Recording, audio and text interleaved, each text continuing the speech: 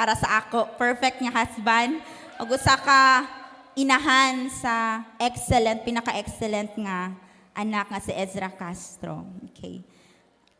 Before ta magsugod sa 2026 kay naa pa man ta sa January 4, mag-look back sa ako sa gibuhat sa Ginoo sa amo last year 2025. Murag taas-taas jud ni pero dili ni siya taas, no. Ma-amaze ko sa kadaugan sa ginabuhat ni Lord, especially kay last year nag-declare ta og atong tema no 3 M's, era of multitude, millions of miracles. Kinsa may naka-experience ana nga manifestation? Ako ra ba?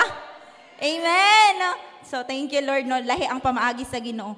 Indeed no, sa pagsugod sa tuig nagapangayo kita og God said. Amen. Unsa ka importante nga mangayo ta og word ni Lord. And then last year, nagsugod mi sa January with full of faith, with an expectant heart nga naay buhaton si Lord. Tungod kay nindot kaayo ang among na-receive nga word ni Lord. Og naagigibuhat si Lord. Indeed nga sa siyang pulong sa Isaiah 55 verse 9, as the heavens are higher than the earth, so are my ways higher than your ways, and my thoughts than your thoughts. So kanang imong gihuna-huna karon, mas nindot pa ang buhaton ni Lord karong year 2026. Manang ato nang i-rebuke ng over-familiar, kabalo naman kung unsay mahitabo kay ngano man, mas nindot ang buhaton ni Lord. Okay. So, makaingon jud ko nga mas taas ang pamaagi, mas lapad ang pamaagi sa Ginoo kay nagsugod ang year 2025 nga grabe kadako ang challenge sa amuan ni Lord. Nindot ang word ni Lord pero naay twist pa. No lahi lagi ang pamaagi sa Ginoo ngano makasulti ko kay tungod kay naay challenge sa health no. Naay challenge sa health sa akong bana no sa kandante ato nga time last year. O grabe nga challenge sa amua kay at that time nawala nahawa ang paundang naman mong yaya ato ta sa amo ang home office bilar ko kami ra gyud tutulo unya katupod nga time nagsugod og eskwela si Esra ang among balay napa sa Tiniwisan tapos ang eskwela ni Esra alas 7 sa buntag na adri sa Capitol taga-adlaw ang biyahe sayo kaayo tas kato nga time giubo-ubo na akong bana nagsakay sa nagrabing gito nga challenge nga nya di pa pud ko ingon maka-help kay bilar ko ato nga time grabe hilak ra gyud igsoon kisa may naka-experience ana nga challenge. Pwede ra kita manghilak no bisag daga grabe ang expectation po. Pwede kita manghilak sa grabing hilak. Pero kato nga time igsoon nagsabot gyud mi sang bana ato nga ning ko love karon nga time total dependency again diha sa Ginoo. Wala na tay time nga mag-complain ngano man ni nahitabo man ni bat kani nga time let's worship the Lord. Mangayo tagtabang. Amen. Dili ta magpalayo pag nay problema, magpaduol ta diha sa atong Ginoo. Amen. Indeed, no, bisag di na mo masabtan ang pamaagi sa Ginoo, but niingon siya sa iyang word sa Romans 8:28, and we know that in all things God's work for the good of those who love Him. Amen. Who have been called according to His purpose. So, kung unsa may giagian nimo last year, o bisag karon nagsugod na kay giagian, you know what? In all these things, no, na ay purpose ang Ginoo ana.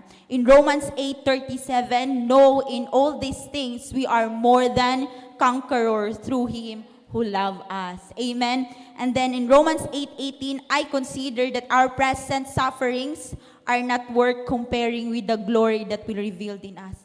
Kanang deep inside sa imong heart kabalo ka nga nami giagian sa makita nimong naagin mi giagian karon pero ni what makabalo ka sa imong kasing-kasing nga greater things is coming. Ma-feel ba na nimo igsoon?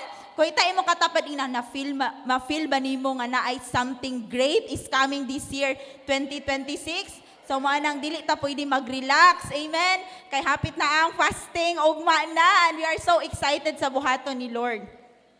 We will not compromise kay ang destiny nimo magsugod sa imong gibuhat karon. Amen. So kato nga time igsoon, grabe nga pag-ampo, mas all the more ang prayer kay kadlawon man jud among duty from 12 midnight napay 3 napay network prayer na 5 AM pagkabot grabe gipuno na mo og pag-ampo. And then amazing kaayo no nga kanang kato nga time nakita ang makakita ato sa among sitwasyon murag mahadlok gid kang Dante. Naginidola to. Naunsa naman daghay nang utana, unsa naman ni mong bana, grabe niniwang gid siya. Nagwapo man gid akong bana nga atong tambok ato murag grabe ni ko Lord. Tagai patanog taas kag kini kay ang magtanaw ato mahadlok yun. Nagpray mi ato nga Lord dili gid mo hospital si Dante. Mao na mong prayer kay ang gastos ingana niya walay maka-assist but lahi ang pamaagi sa Ginoo igsoon. Pag ato niya sa iyang doktor gikuan na siya nga dili pwede kinahanglan ma-admit si Dante pagkaugma. Anak dayon ni ko, ha, Lord, lahi among gi-pray ha, pero lahi ang pamaagi sa Ginoo. Pero ang nakanindot pag naatay mga mentor, kay nangayo mi advice na Pastor Charlie at Pastor Renis niya. Ningon si Pas ato exciting. Lahi gid ang pamaagi, exciting. So, mao to nag-ready mi og nagpasalamat ko sa kinabuhi sa atong mga kauban mga igsoon no si Sheng og si KRJ nga sila gid pud ang nag-assist sa amo pagpadulong sa hospital. And that time, grabe, makaingon ko, makulbaan ko kay kulba ba na matug ospital daghan kay ginahon na bayro nun. But you know what? Lahi ang pamaagi sa Ginoo. Kato na tayo makain ko, grabe ang favor. Kay nga naman, number one, makita gina ko nga gi-smooth yun ni Lord ang tanan. Number one, ang hospital nga, ang room nga nakuha ni Dante is private, nga bugnaw kaayo. So ako nga bilar, makaingon jud kog nagbakasyon jud ko atong nga time kay mas grabe pa man kog hagong niya atong nga time. So naka-relax ko nga Lord, lahi lagi mong pamaagi Lord. And number two, na-experience na mo nga naka-connect mi sa family ni Dante, naka-assist pud sila mama sa amo, even sa among side. Unya, grabe ka abonda ang pagkaon na mo dito napuno among table og pagkaon. Grabe ang mga igsoon no. Grabe gyud ang mga primary leaders nga na nakatabang lahi ra gyud og nakay spiritual family. Amen.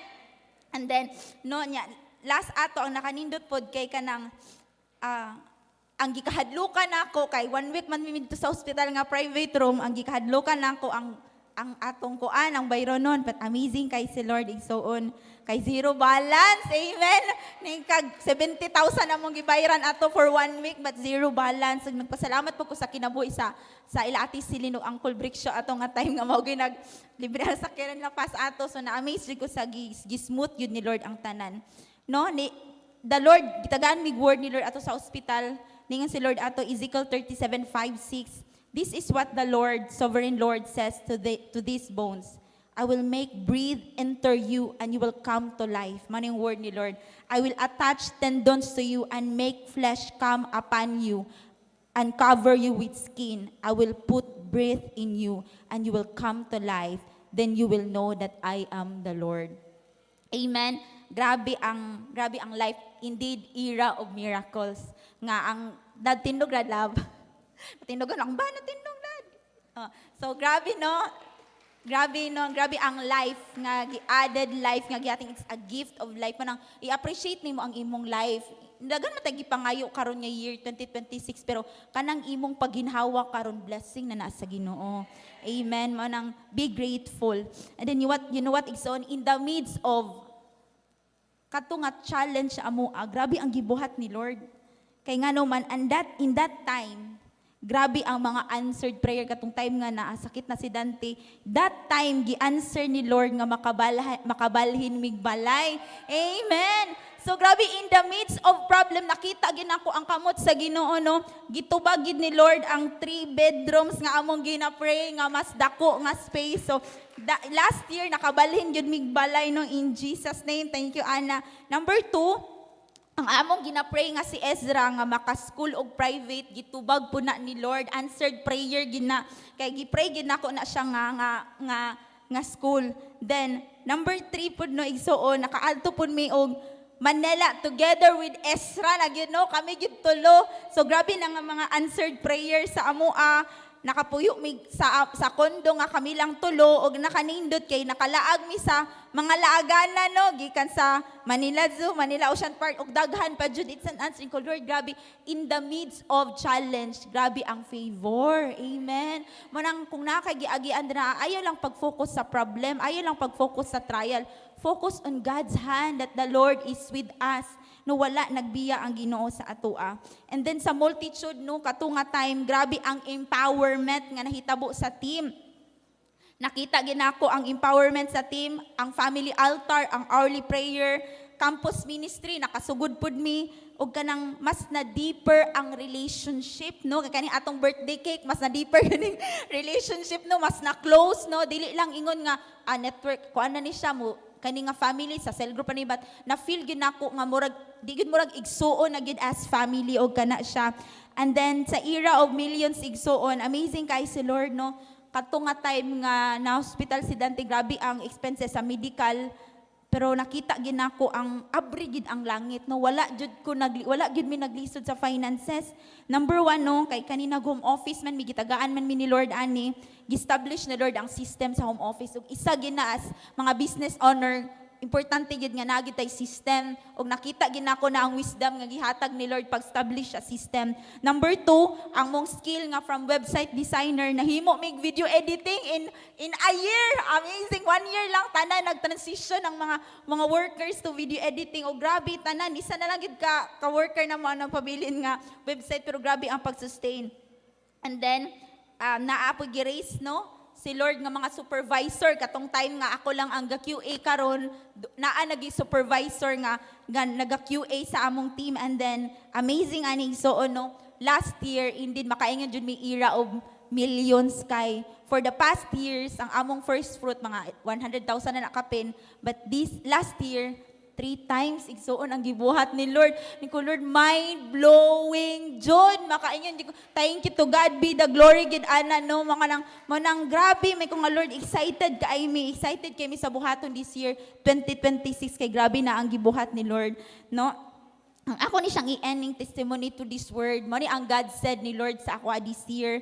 In Joshua 1:7, 9, 11, yung siya diri after the death of Moses, the servant of the Lord said to Joshua, son of Nun, sunset, now then, you and all these people get ready to cross the Jordan River into the land I am about to give them to the Israelites.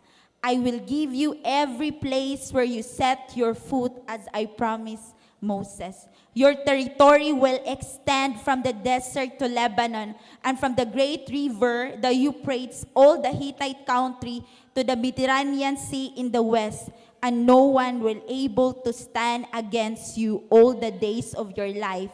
As I was with Moses, so I will be with you. I will never leave you nor forsake you.